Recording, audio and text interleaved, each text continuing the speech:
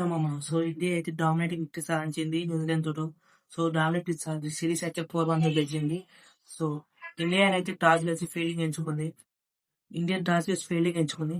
ఎందుకంటే మనం bowlers test చేస్తానికి చూడు ఎట్లా చేస్తారో, బౌలర్ టెస్ట్ చేస్తానికి అయితే ఇప్పుడు బ్యాటింగ్ అయితే తీసుకుంది. సో బ్యాటింగ్ అయితే ఇప్పటిలాగా అభిషేక్ శర్మ బీభత్సమైన స్టార్ట్ ఇచ్చాడు.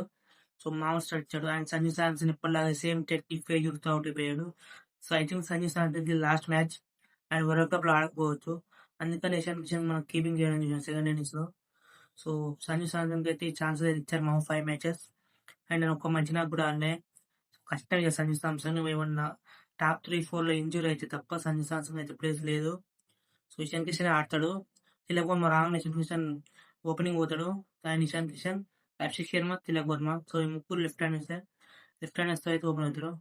అండ్ ఇషాన్ కిషన్ అయితే మామూలుగా బీభత్సంగా ఆడాడు. సో ఇషాన్ కిషన్ ఫస్ట్ నుంచి ఏం కొట్టడం స్టార్ట్ చేయలేదు.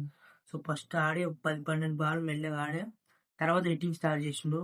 సో మా స్టార్ట్ చేసినాక మొత్తం వన్ సైడ్ కొట్టుడే. మామూలుగా కొట్టలేదు. 4 సార్లు కొట్టారు. So Mitchell Santner one of the best off spinner recent world లో. అతనైతే 60 రన్లు కొట్టారు.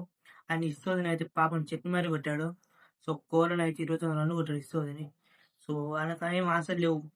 అండ్ గ్లేన్ ఫిలిప్స్ అయితే ఈజీ క్యాచ్ ఇచ్చి పెట్టారు. ఇది ఇంకా విచిత్రం, గ్లేన్ ఫిలిప్స్ క్యాచ్ పెట్టడం. సో మామూలుగా గ్లేన్ ఫిలిప్స్ అయితే మనకు తెలిసిందే ఎసంటి క్యాచ్లు పడతారు, లేట్ క్యాచ్లు పడతారు.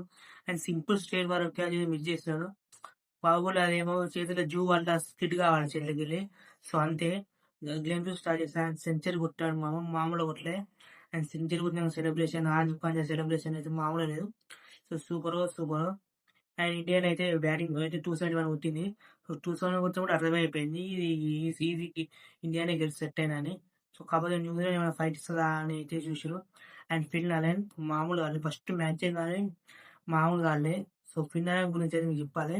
సో మొన్న జరిగిన బీబీలో is the highest run hitter and highest 6 hitter. So తన స్ట్రైక్ రేట్ అయితే ఆల్మోస్ట్ 180 ఉంది బీబీఎల్ లో. సో మామూలుగా కొట్టాడు ఫిల్ అలెన్ కొట్టు స్టార్ట్ చేస్తుంటే. అండ్ ఆ ఫామ్ లో తీసుకొచ్చాడు డైరెక్ట్. సో ఫస్ట్ ఓవర్ అనే కొట్టాడు హర్షదీప్ సింగ్ అయితే ఒక 23 రన్లు కొట్టిండు. సో కొడుతూనే ఉండు. ఆయన అదే తన సపోర్ట్ లేకుండా పోయింది. సో వచ్చిన వాళ్ళు వచ్చినట్టు అవుట్ అవుతారు. ఆయన వచ్చిన తర్వాత ఒక డీసెంట్ నాక్ ఆడాడు. ఫినాలలో అయితే మామూలుగా కొట్టలేదు. సో బీవెచ్చం కొట్టుడు ఆల్మోస్ట్ 220 స్ట్రైక్లు 210 స్ట్రైక్లు అయితే ఆడాడు. 38 బాల్స్ లో 80. అండ్ లాస్ట్ 10 ఓవర్స్ లో అయితే అక్షర్ పటేల్ ఓవర్లో అవుట్ అయ్యాడు. ఆ ఓవర్లో 2 సార్లు అవుట్ అయ్యాడు. ఒకసారి స్టెప్ గ్రౌండ్ అయితే స్టంపింగ్ మిస్ చేసిండు. అండ్ లాస్ట్ బాల్ అదే ఫస్ట్ బాల్ స్టంపింగ్ మిస్ చేసిండు. లాస్ట్ బాల్ అయితే కవర్ అవుట్ అయిపోయిండు.